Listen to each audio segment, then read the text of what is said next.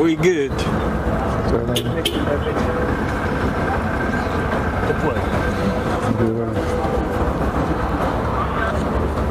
I just say, Manuel, we will block the road with our standing? Let me have the pass. No, it's fine. Stand away now. Let me stand like that. Go stand. Like this, I go stand.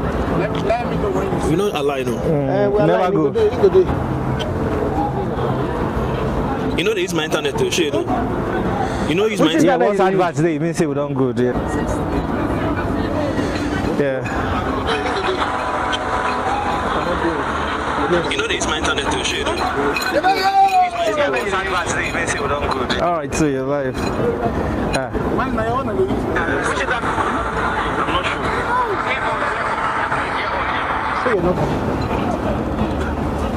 I was streaming. Yeah, but it's buffering. Life good.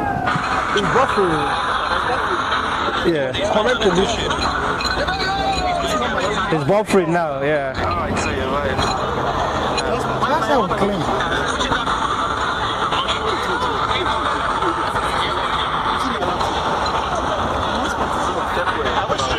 This is buffering. Are we good? This is buffering. Are we good? Alright guys, we're here at the Grand Stade de Tanger. Agadir from Fez rather to Agadir to Rabat, and now we are in Tanger. We've been to Casablanca, but I don't think we've done any game there in Casablanca. But yeah, we'll do a third place game. But just before that, we're here in Tanger. My name is Emmanuel Sebastian alongside Edafi Matthew Esegene and of course Emmanuel Etim. It is the first of 4 quarterfinal fixtures. But first off, we've got Senegal, the Teranga Lions of Senegal, taking on Mali. I mean, there's something about West Africa. There's something about these 2 African countries that excites me. I know we're proudly black, but the colors. I mean, these 2 sides, the same color of their country flags, just the star in the Senegalese flag, just the. I don't use my own. Just like that. The audio is clear. No, the audio is clear. And the picture. I know. Just picture. Got like 30 minutes to do up now, so. Phone is 4G. Manager, we don't do the number is there. 10, 11, 12, 10, 11, 12, 13. You can hear us. We are trying to fix technicality. Yes, technology is holding us hostage. It's holding us ransom. So we're trying to pay the ransom. I get out. Okay, we're good. We're good. Alright, we are live once again. I mean, just a bit of an apology for some technical issue. I mean, that's one of the issues we face when you try to do this live build up. Once again, my name is Emmanuel Sebastian alongside Edafi Matthew and Emmanuel Etim. So we've got the first of 4 quarter-final fixtures to come your way. We've been to several stadiums here in Morocco bringing you this live build up. I mean, we've got some couple more to go, but this time it is Mali up against Senegal. I mean, an interesting fixture awaits us. Edafi, just before we went off earlier, I was talking about something about West Africa that excites me, how colorful we are, even though we are proudly black. But what's something about this fixture that excites you? You've been, lively all around, even in the court, so tell us. Yeah, because it's brothers at war. I don't know how this AFCON, I don't know if Emmanuel have noticed it, but they figured out how to make sure that the North Africans don't play against each other, while the West Africans are knocking themselves out. And we started this tournament with 6 English-speaking countries. There's only 1 remaining. Nigeria. And that country is Nigeria. And beyond that, now you have Mali, Senegal. The Sahel people. That's just something about them. The same colors, yellow, red, and green. The only difference in the flag is that the one of Senegal has a star, the one of Mali doesn't have a star. Ghana have a star on their own too, but it's a black star. This one is a red star. There's a whole lot of similarity, that connects Senegal, Mali, that kind of like remind you of Jamaica and all that stuff. But then again, it's the same type of players. We grew up loving the Senegalese players and the Malian players. In 1999, remember Sani Keita? Seydou Keita, sorry, Sani Keita. Yeah. Seydou Keita was in Nigeria with the Malian team, and they were exceptional. And since that time, he's gone on to play for Barcelona. Then we have Fredo Canotti and all the Akite, the Keitas, and the rest of them. And then for Senegal, I mean, it all started with what's the name of this coach now? But the coach that had them in 1992 took them to the World Cup and did France, science and wonders. Cissé, you mean? No, not Aliou Cissé. He's a white guy. I've forgotten his name. That introduced the 4-1-4-1 formation. I've forgotten his name now. But it was a fantastic coach that heralded the generation of Khalilou Fadiga, Bouba Diop, and El Hadji Diouf, the infant cherub of African football. And they also played for Liverpool and Bolton Wanderers, but never, had it easy with Steven Gerrard and Jamie Carragher. Once again, Jamie Carragher's name is there like a tortoise in folklore.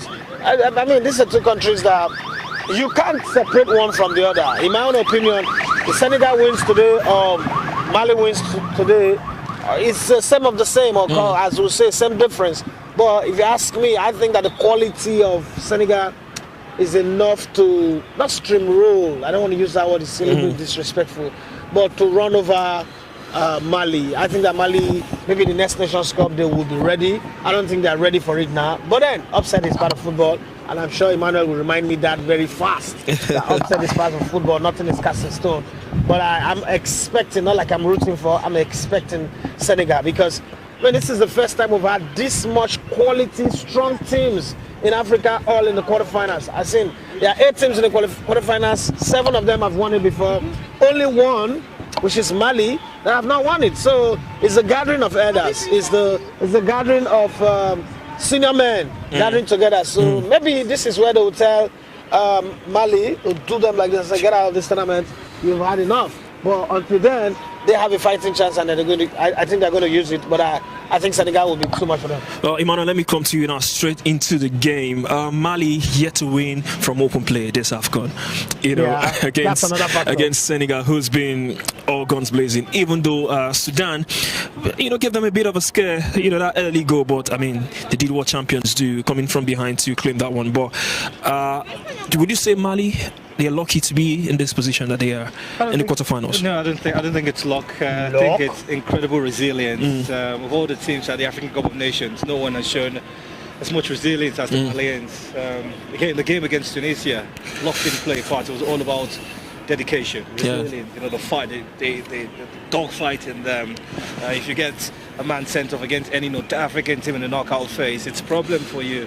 They held your own funny kind of penalties, but again, eventually they prevailed. And again, they've got Tom Sainsfield, is it? The man who understands what it means to coach on the African continent. He's like that man definitely man. will be buried in Africa. Yeah, he's like a journey man, and that's the sort of privilege teams like Mali have, because in terms of tactical abilities, they have one of the best managers.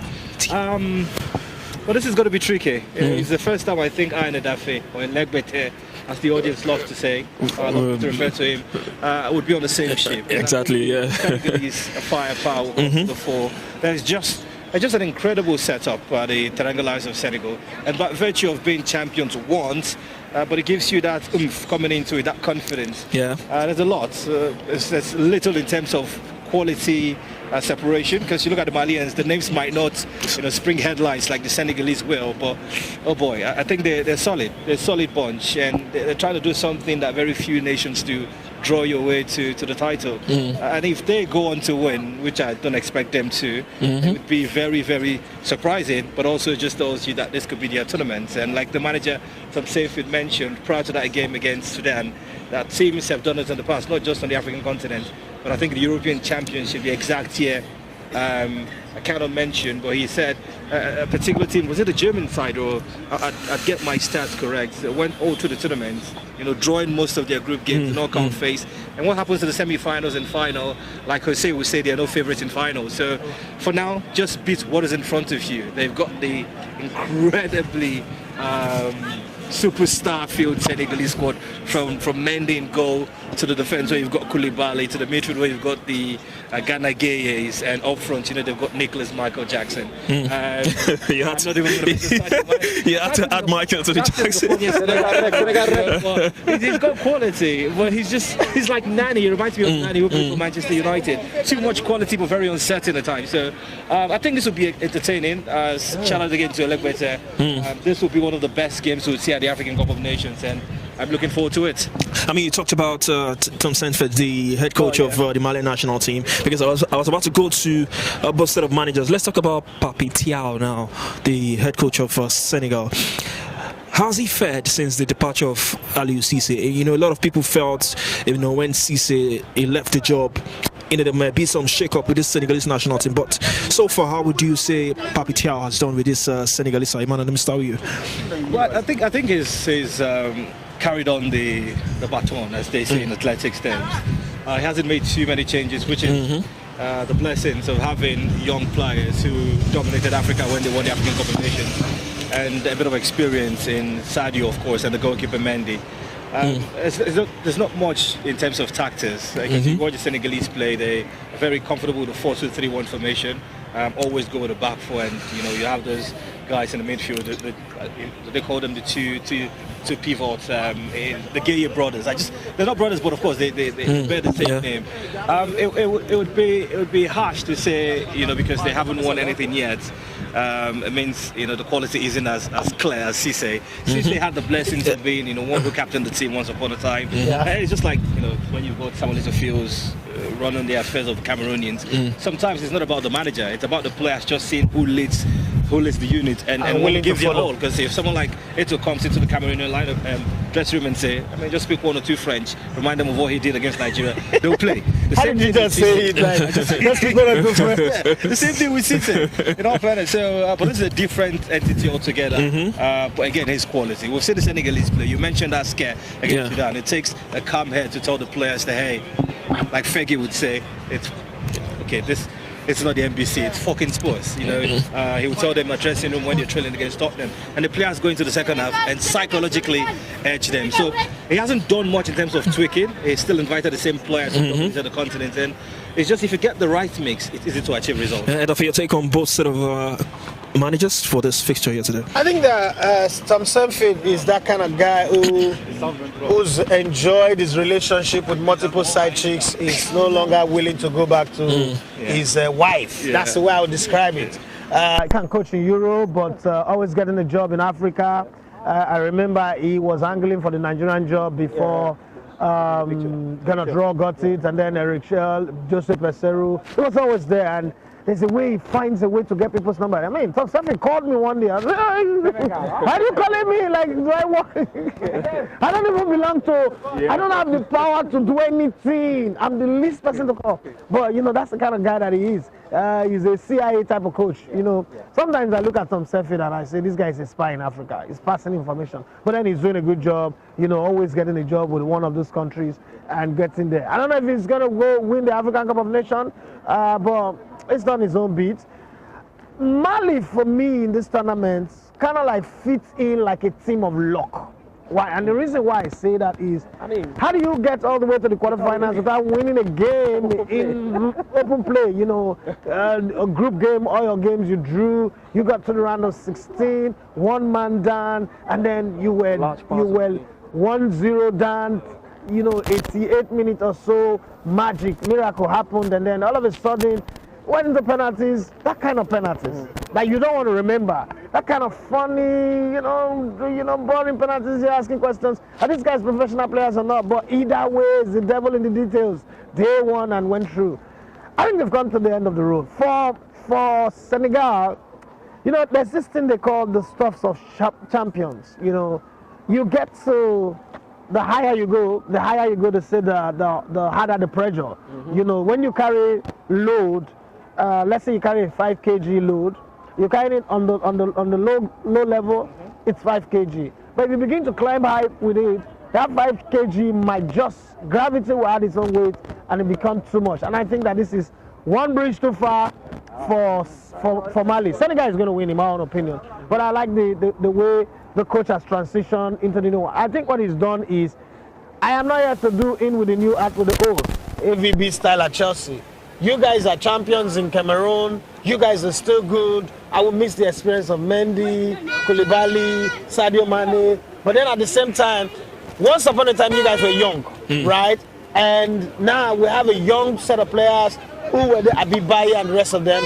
Let's also harmonize them, fuse them in, and let them feel what you guys felt in Cameroon in 2021 or is it 2022, and then we can go on and see if we can win another one. So that's the kind of way I like new coaches coming in, but that's if the setup is right, because somebody's going to go in the comment section and say, is that the way Arteta came in your club at Arsenal? So I don't want that feel, because it was a different feel. But I think I like what Senegal have done so far, and I just have this belief that they will not let Mali drag them into that drab sinkhole of, no win in open play in 90 minutes, let's go to the lottery of penalties. They would win this game.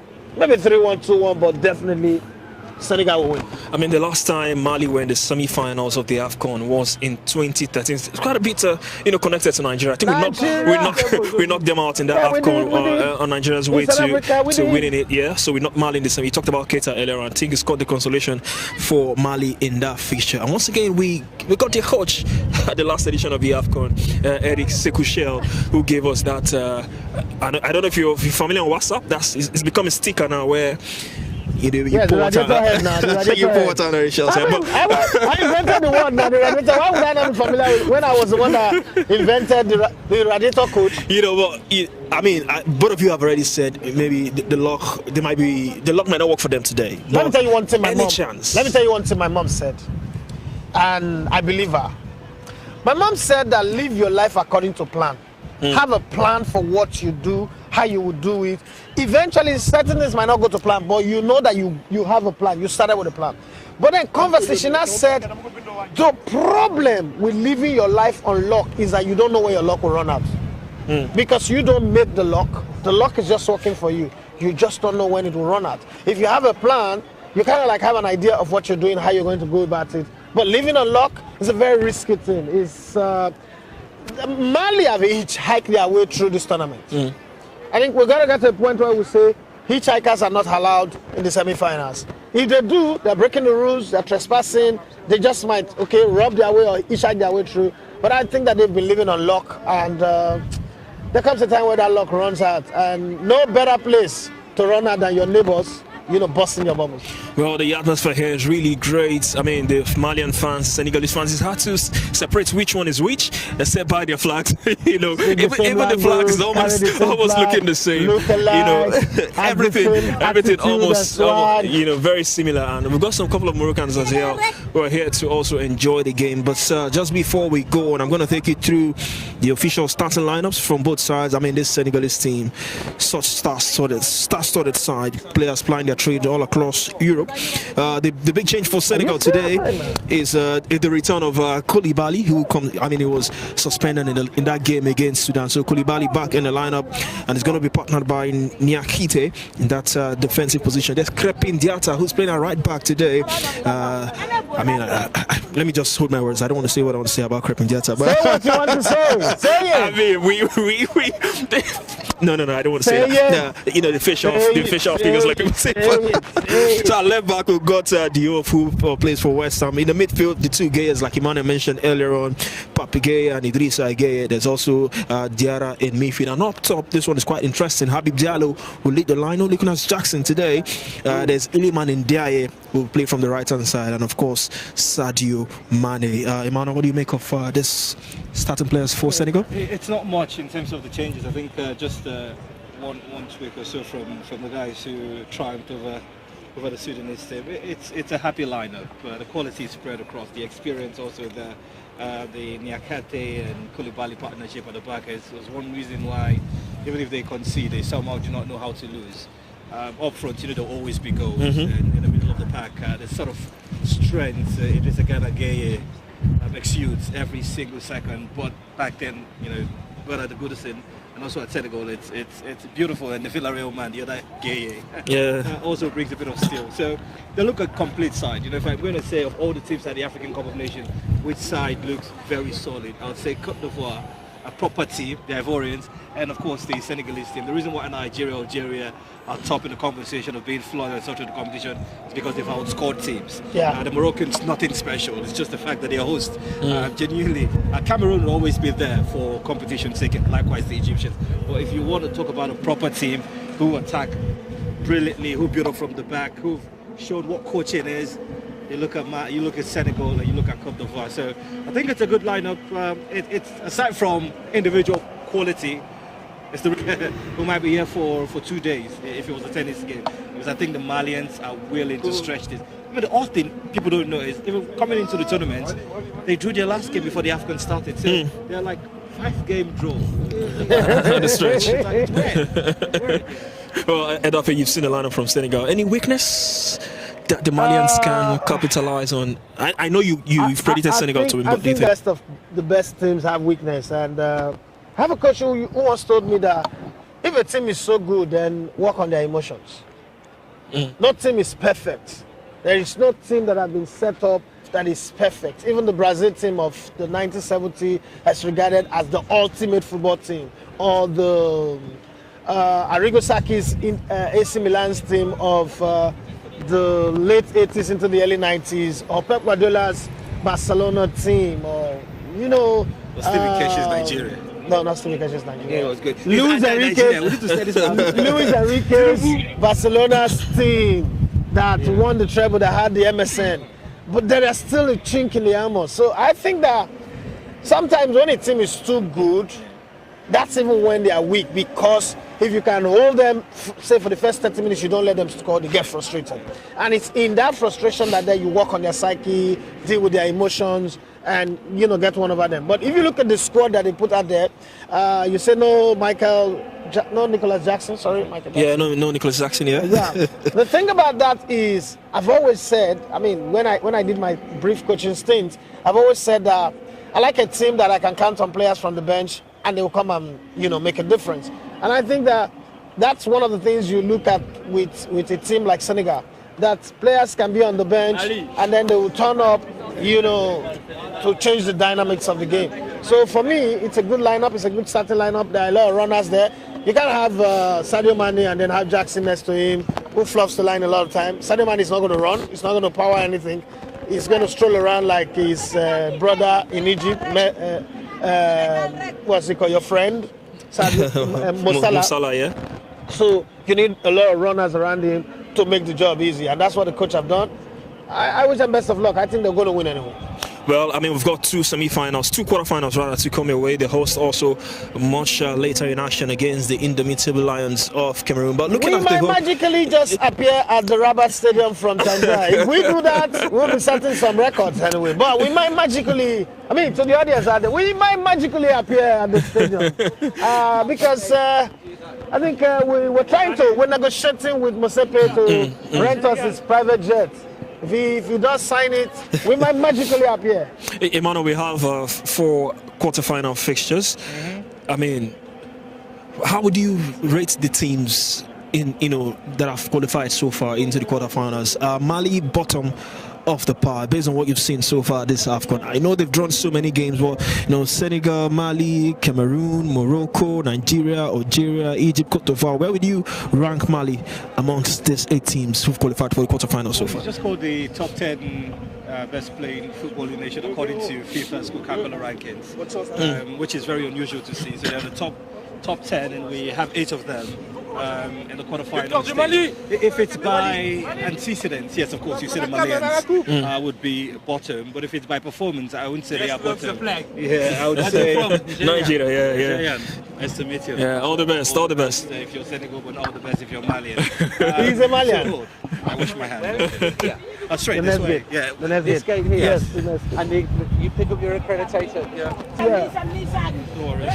just to answer the question again. If it's by antecedents, of course, the Malians haven't won the African Cup of Nations. By counts, of course, you've got Egypt with 7, you've got Cameroon with 5, you've got Nigeria, Cote d'Ivoire 3 apiece, you've got Morocco with 1, you've got Algeria with 2. So that's it. So only Mali of all the teams without the title. So, but if it's by performance at the AFCON, they would be bottom up. Plus Morocco bottom. In all fairness, by perforence at this AFCON. The Malians haven't even lost the game. So the Moroccans struggled against Cameroon. They struggled against Tanzania. Morocco drew one game. Struggled against Tanzania. Your hate for Morocco is so obvious. No, it's not. Come on! This team Bottom of the team that have not won a single game. Come on, Emmanuel. The Moroccans are lucky they're not. Emmanuel, you're beefing. You're So I beefing. say, aside from the fact that they haven't won the AFCON, you could say they're bottom of the rankings. But In this AFCON, they are still bottom. The Moroccans will be bottom. This team that's playing there will be top. You have Algeria, you have Cote d'Ivoire, that you call Senegal. Yeah. Cameroon, Mali, Morocco, and Algeria, of course. So yeah, what's the best? We haven't seen this sort of lineup in forever. Even the Europeans are talking about this setup. You've got all the best players from the team. Johnny Carragher, can you listen? From Mahrez to Brahim Diaz, the best players on the continent. And earlier today, Mahrez said this is his last AFCON. I don't expect anything. And this is going to be Mo Salah's last one too. You know, talking about Mahrez, we've got our other crew there yeah? in Marrakesh. Oh, yeah, we're everywhere. Bring you the very best. Well, like of Sirocco, as far as the Super Eagles and the Desert Fox. I'm feeling good. But I think quite disagree with Emmanuel. Okay. That Mali, based on this AFCON, that they are not bottom. I used to agree with Emmanuel on everything. I don't know what happened this tournament. Now we're not agreeing at all. Okay, so basically, you have to judge results. They've not won a single game in this tournament. One in open play. Yeah. So you can't put them above Morocco. Morocco have won 3 games in this tournament. I don't think they've gone into shootouts in any of their games. They drew won 3 out of 4.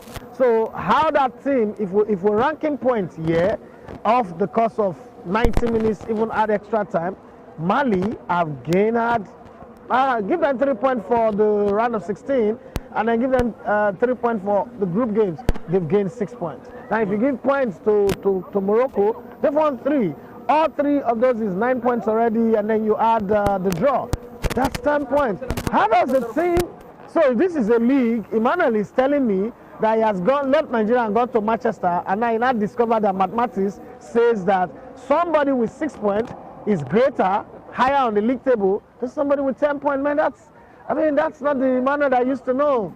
I don't know, maybe this is magical mathematics. How you get to the quarterfinals, that's all that matters. Okay, if good. You get 1 point, it's fine. But again, I'm not talking about the point. I'm talking about watch them. Just sit and watch Mali play. They play the ugliest football in this tournament. The ugliest football. This type of football is the type of football. Morocco, and then we would have this conversation, but it's fine. So is it, as the football changed than what we saw under Eric Sepuchel, who's with the Super Eagles now, and Tom Sainted? I know fewer games, but you know, what would you make of the difference so far as the football is concerned? No, I don't think that the football has changed. Again, this is where I'm going to give credit to Mali.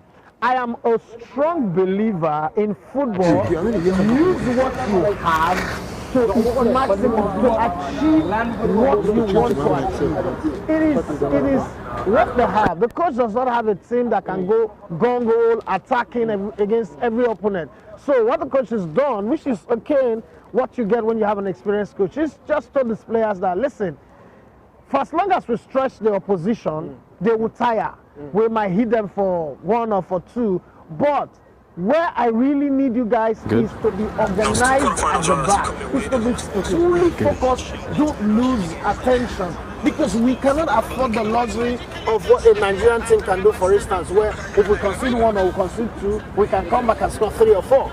We are a team that if we're going to progress in this tournament, 1 goal is enough. If we go into penalty, we know that if we lose on penalty, it's a lottery. Anybody can lose on penalties. But in the games, don't go all out there looking for goals that you might not be able to get. So, tactically, I think that Mali, this is why I agree with Emmanuel, tactically, the Malian coach have done the most. If I'm rating him tactically, is the one that have maximized the strength of his team the most. He sees that these guys don't have that kind of quality, they can't match up. I saw what Congo tried to do against Algeria. At some point they wanted to play up front, and I mean, I wonder why Algeria didn't score much anyway. So you look at this team, they say to you want the ball, take it. Have the ball, I don't have a problem. But one thing we would make sure we do, we're going to stay tight at the back, stay very compact. If you look at them, the gap between one Malian defender and the other one is 3 to 4 meters. Not even that regular 5 meters, right? And they're always, when they lose the ball, they're always together, and then it's a double chain, it's a double parade, 4-4, you know, whatever hack they stand. So that thing, it takes a lot. It is easier to attack than to defend in football. It takes a whole lot of energy, a lot of focus, a lot of, you know, tactical awareness and communication to make all that happen. And for that, Mali's done that, so I give them credit for that. But then again, result is the name of the game, and result comes when you score goals. Again, I agree that if you defend very well, you don't even score goals, you can progress. But then there comes a point where, you know, Nigeria. there comes a point where all that sitting at the back defending, I agree they say defense attack win you game, but defense win the championship. But even if defense are going to win the championship, you need to start scoring goals. I don't know if you have any comments to take on the live. I mean, Moroccans are here also to enjoy. Every single competition. Senegal or Mali? Senegal! Thank you very much. I mean, Moroccans are here. Why they play later? The weird thing is, the Moroccans do not know who they want because they somehow prefer teams who would beat them. Destroy them. Because the Cameroon South Africa game was all about, because I understand that the hate, strong word though, but for coach Hugo Bruce, his remarks of the African Cup of Nations in Morocco. And now this one wants Senegal to advance. I don't know, man. And they want Nigeria to beat Algeria, which is very weird. So, in terms of comments, yeah, someone's asking the question to you if an African Cup of Nations side have drawn their way to the competition. It's never been done. It could be the first time. Yeah, it could be the first time. That comment, let me just say, go through the lineup for the Mali national team. Nobody's done that. I only read that of the Senegalese national team before. So for Mali, we've got Diarra in goal, Gassama, Diaby, Kamara, and Traore next up the back. Midfield, there's Koulibaly, there's Alou Dieng, there's also Yves Bissouma, who's the captain of the side. Up top, we've got Amadou Haidara, Sinayoko, who's been their best player for Senegal. The line, and they've got Sangare on the left-hand side. So you want to check? No African team has done that. Oh, okay, so that's the answer. Yeah, that's the answer. The African team has drawn their way all through to the final. Yeah. I mean, if Mali go on to do it here, the Charles is really pouring out. He called him 10, but Imane, just before we wrap up, I mean, what do you make of? The block list. What do you make of the Grand Stade? What you've seen? We've been to different stadiums, but what do you make of this? Yeah, I mean, this feels like home. The line is too big. We're taking too far. I'm losing weight. It's more touristy, if there's a word like that, than a sporty city. And it's home to me. Second time here. First time was quite memorable, 2018. I love it. I love Tangier. It's a beautiful city. And the stadium remodified to a proper edifice. So, brilliant. Got it wrong. I think the facility is fantastic. It's big. It's like when National Stadium Surulere was alive. Now it's a dead carcass when it was alive. But even that, the land space is still bigger than the National Stadium. The distance we have to trek to get to the media center is amazing. But then, I mean, facility-wise, they should fix the electricity anyway. But facility-wise, everything is fine. It's been a great time here. I mean, we've done this for a little over half an hour. So we'll be going now to catch up. The game is 15 minutes to kick off.